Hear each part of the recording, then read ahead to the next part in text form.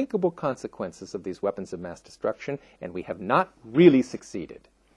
Governments are too gripped in political issues.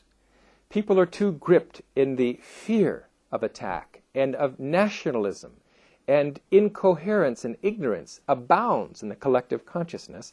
Our voices have been barely heard. We need, and we have, a powerful tool to elevate collective consciousness so that they can understand better the implications of their choices, and more importantly, to simply diffuse the type of negativity and enmity and stress, political, ethnic, religious tension that's driving conflict and war generation after generation.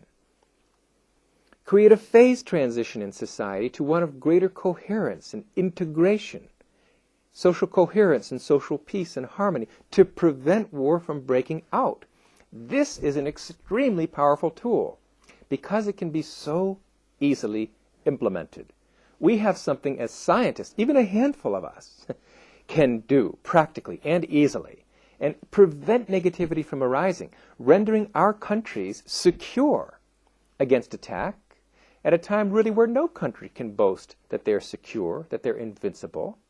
Because even the mightiest nations, the United States perhaps in particular, with its $400 billion defense budget, is quivering, quaking constantly at the almost inevitability of the next terrorist attack. The United States began a war against terror 5-6 years ago, so-called war against terror, trying to exterminate all the potential enemies of the country, exterminate terrorists across the world, as impractical as that may seem. As a result, research shows today that there are 10 times as many potential suicide terrorists against the United States than there were before the U.S. launched its war on terror, showing that war is not a road to peace. Killing always results in the desire for revenge and retaliation upon the family members and members of society until those tensions burst out inevitably into further conflict. So war is not a means to peace, and I think it's very obvious that that is the case. But we've lacked something preventative, something more powerful. And in this innovative, but absolutely scientifically proven and simple approach that targets and neutralizes the cause of war, we can prevent war from breaking out. And it only takes a relative handful of people to produce a transforming influence, a phase transition in the collective consciousness of society as a whole. Approximately the square root of a target population practicing these powerful Vedic meditation programs together in one place is enough to prevent the outbreak of conflict. That, for a country the size of the United States, is just a few thousand. For smaller countries, even less. 8,000, the square root of 1% of the world, can and has on repeated occasions produced a global influence of peace and reduction of war. It's that easy. It's very easy to promote national security and invincibility by creating such coherence-creating groups of peace-promoting experts at any school, at any college, at any university, in any large business, even within the military. Create a small wing of the military, a peacekeeping force of the military, to prevent war and spare the other 99% of all soldiers from ever having to face the devastation of war. It is extremely easy and cost-effective, if you do the math, for less than the price of a B-2 bomber, less than what the United States spends on war every day.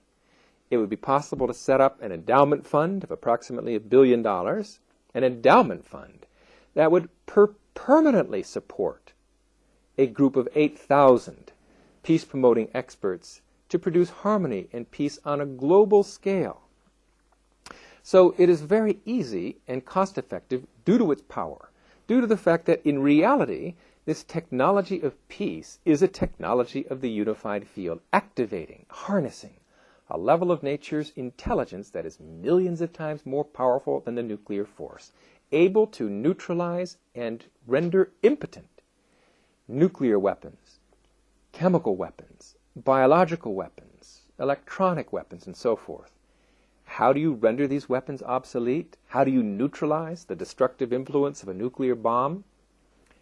Prevent the outbreak of war, prevent the very excuse or opportunity to use such weapons by preventing the very birth of an enemy. Preventative defense on a proven, scientific, rigorous basis. It is easy to stop war and to prevent new wars from arising, and when the institution of war itself is eventually effaced from the earth, weapons of mass destruction will disappear along with it. How practically can we do this? I think the easiest way for many of us as educators, because we, the top scientists of the world, are often associated with universities or have influence in the field of education. Take any one school of our country, any college, any university, or create a new university and introduce into the curriculum, very simply, the study of consciousness and powerful Vedic techniques for the development of consciousness, to develop the total brain. What could be more appropriate in education than a proven means to develop IQ, creativity, learning ability, moral reasoning, etc., on a proven, non-religious, non-sectarian, scientific basis? Education should be for enlightenment. Education should develop the brain holistically. Education should expand human comprehension to be global, for global citizenship, global behavior, replacing narrow-minded nationalism and cramped human comprehension with global citizenship. That's the result of a properly functioning brain. That is an inevitable side effect of global EEG coherence, a side effect of the experience of total natural law, total knowledge, the unified field within, enlivening the unified field, the constitution of the universe within. That not only expands human comprehension, this is one way to understand it. In expanded comprehension, short-sighted, narrow-minded behaviors simply don't arise. Far-sighted thinking and action, with broad comprehension that is of mutual benefit to the whole society. This is the result of expanded comprehension. This is the result of global EEG coherence. This is the result of increased intelligence of the mind, which is the proper fruit of proper education that incorporates the cutting-edge, leading scientific techniques for the development of the brain. It's as simple as that. But as scientists, we can understand this a little more deeply, perhaps, by recognizing that when the totality of natural law, the unified field, the constitution of the universe, the fountainhead of all the laws of nature, the intelligence that upholds the entire universe in perfect order, the intelligence that gave birth to millions of species on Earth and nourishes all the species on Earth in a purely evolutionary and life-supporting way. That intelligence, fully enlivened in individual awareness, then when thoughts and actions arise from that expanded consciousness, those thoughts are suffused or infused with the totality of natural law. So these thoughts are aligned with, in harmony with total natural law. And thinking and action in harmony with total natural law is thinking and action in harmony with that all-nourishing intelligence that sustains the universe. Life-supporting behavior, spontaneous right action, naturally righteous life-supporting action. This is an inevitable side effect of the balanced development of the brain, of enlivening the constitution of the universe and individual awareness, global comprehension. This is easily attained just by introducing the experience of total natural law, the experience of consciousness, into an educational setting. And nothing else need be changed. State-of-the-art knowledge of computer science, business administration, law, all of these practical disciplines can be taught, but not at the expense of the balanced development of the brain. 1 period a day for the study and experience of consciousness is enough, according to research, to transform education everywhere and to bring the fruit of knowledge, the fruit of education, a life spontaneously free of mistakes and the problems born of mistakes, a life spontaneously in harmony with natural law.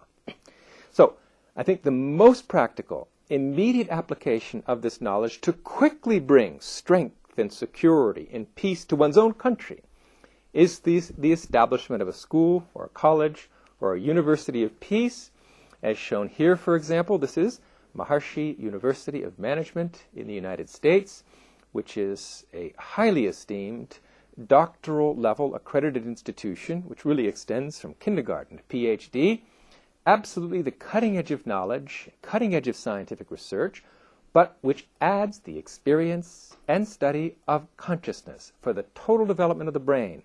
You can see on the bottom of this chart 2 golden domes, which have been constructed to house meditating groups, men for one, women in another, who gather from all over the community twice a day to practice together this transcendental meditation and advanced techniques, including yogic flying, to generate a profound influence of unity and positivity which can be felt throughout the entire Midwest of the United States, and as these numbers grow, will certainly begin to impact the entire country. Similarly, all over the world, under Maharishi's inspiration, thousands of meditating schools and colleges have been founded. This is an example of an institution of higher education I just visited 2 weeks ago in India, in Bhopal, one of many beautiful new schools where the children are gaining the highest quality education, but most importantly, are trained in the experience and understanding of consciousness for the balanced, holistic development of the brain. I wanted to also show you this, which is what brought me to India and why I'm broadcasting today from New Delhi in India.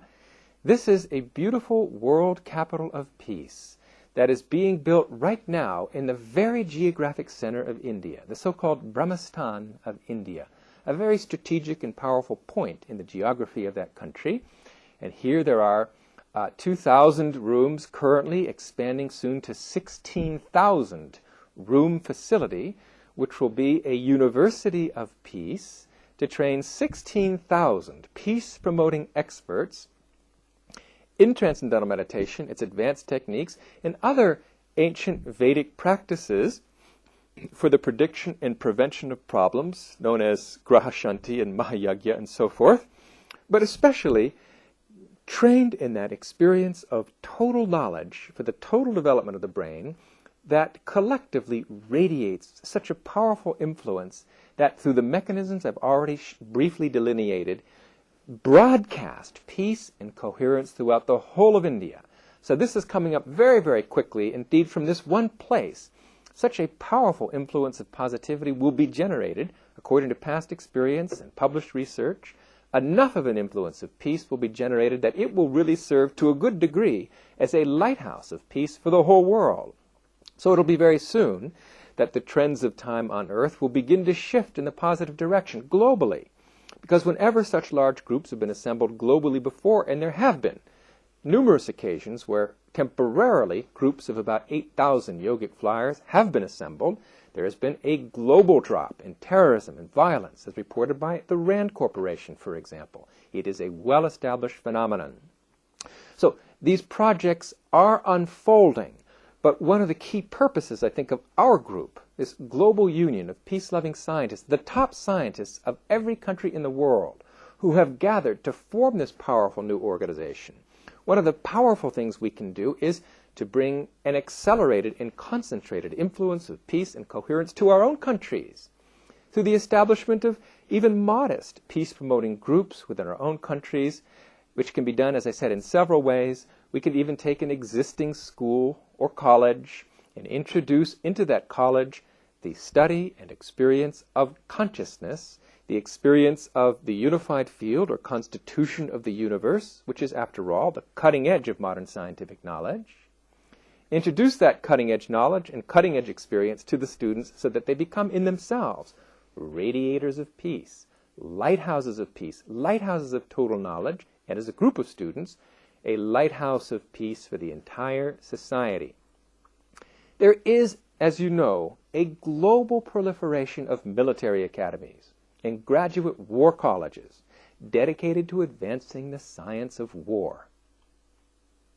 Let there be now one university on earth, the University of World Peace, dedicated solely to the prevention of war and the promotion of peace, and creating a new profession in the world, not a soldier, but a professional peacemaker.